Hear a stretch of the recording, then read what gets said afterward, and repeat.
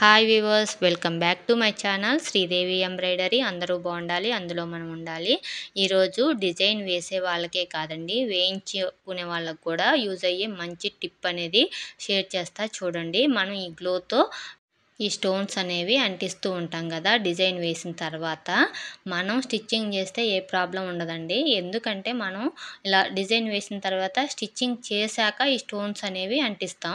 అప్పుడు అవి ఎక్కువగా ఉంటాయి. లేదు, మనం డిజైన్ వేసేసి స్టోన్స్ అంటించి వేరే చోట స్టిచ్చింగ్ అనేది పంపించాలి కస్టమర్స్కి అని అనుకుంటే, ఇప్పుడు చూడండి డిజైన్ అనేది ఎంత బాగుందో. దీనికి స్టోన్స్ అనేవి అంటిస్తే ఇంకా చాలా నీట్గా ఉంటుంది, మంచి లుక్ అనేది వస్తుంది. ఇలా ఉన్న డిజైన్కి మనం స్టోన్స్ ఇదిగో చూడండి, నేను ఇలా అంటించేసాను ఆల్రెడీ. ఇవి చూడండి, మీకు చూపిస్తాను ఎంత ఎంత లుక్ వచ్చిందో చూడండి డిజైన్కి స్టోన్స్ అంటించడం వల్ల. ఇది అనేది బ్యాక్ నెక్ అనేది స్టోన్స్ అని అంటించాను. నెక్స్ట్ ఏంటంటే, ఇంకో టిప్ ఏంటంటే, మీరు ఎప్పుడు స్టోన్స్ అంటించినా నెక్ లైన్కి అంటే బార్డర్ లైన్కి కొంచెం ఎడంగా మనం స్టోన్స్ అనేవి అంటించాలి. ఎందుకంటే స్టిచ్చింగ్ చేసేవాళ్ళు స్టిచ్చింగ్ చేసేటప్పుడు వాళ్ళకి ప్రాబ్లం అవుతుందండి. అవి తీసేసి స్టిచ్చింగ్ అనేది చేస్తారు. నీడిల్ అనేది ఇరిగిపోతుంటుంది స్టోన్స్ ఉంటే, అందుకే వాళ్ళు తీసేసే స్టిచ్చింగ్ చేస్తారు. ఇంక యూజ్ అనేది ఉండదు. అందుకని కొంచెం బార్డర్కి ఎడంగా మనం ఫ్లవర్స్లోనూ లీవ్స్లోనూ మనకి ఎక్కడ అంటే అక్కడ, మనకి ఎక్కడ నచ్చితే స్టోన్స్ అక్కడ అంటించేసుకోవాలండి. ఇలా అంటించుకోవటం వల్ల ఏంటంటే ఎక్కువ మంచి లుక్ అనేది వస్తుంది.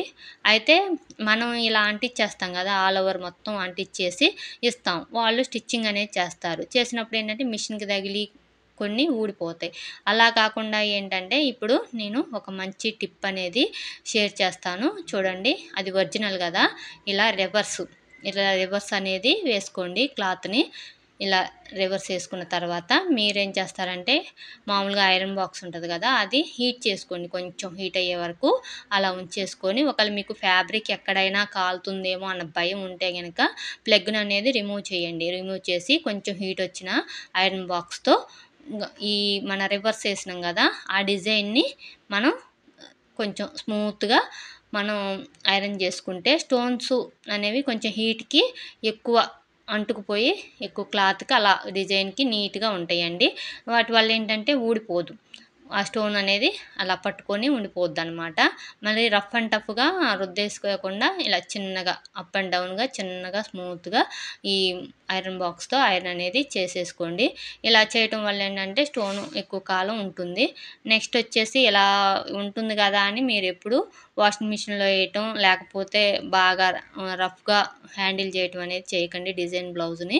అలా కాకుండా ఏదో స్మూత్గా డీల్ చేసుకోండి. ఎందుకంటే మనం అంత కాస్ట్ పెట్టి డిజైన్ అనేది వేయించుకుంటాం కదా, అంతే నీట్గా మెయింటైన్ చేస్తే శారీ పాడైపోయినా కానీ మనకి బ్లౌజ్ అనేది ఎప్పటికీ ఉండిపోద్ది. అదే శారీ కలర్ వేరే శారీ అనేది తీసుకొని కూడా మనం ఆ బ్లౌజ్కి మ్యాచింగ్ అనేది చేసుకోవచ్చండి. ఇలా హ్యాండ్స్ కూడా నేను ఆల్రెడీ స్టోన్స్ అంటించా కాబట్టి ఇలా మనం ఐరన్ అనేది చేసుకోవచ్చు. మనం ఎక్కువ స్టోన్స్ నైట్ అంటిస్తాం కదా, మార్నింగ్ కస్టమర్కి ఇచ్చేటప్పుడు ఇలా ఐరన్ చేసి ఇచ్చేస్తే మంచిగా ఉంటుందండి.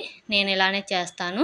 ఏంటంటే నేను స్టిచ్చింగ్ చేయను కాబట్టి వేరే చోట ఇచ్చి చేపిస్తాను కాబట్టి నాకు ఈ టిప్ అనేది బాగా యూజ్ అవుతుంది. మీలో ఎంతమందికి ఈ టిప్ తెలుసో కామెంట్ అనేది చేయండి.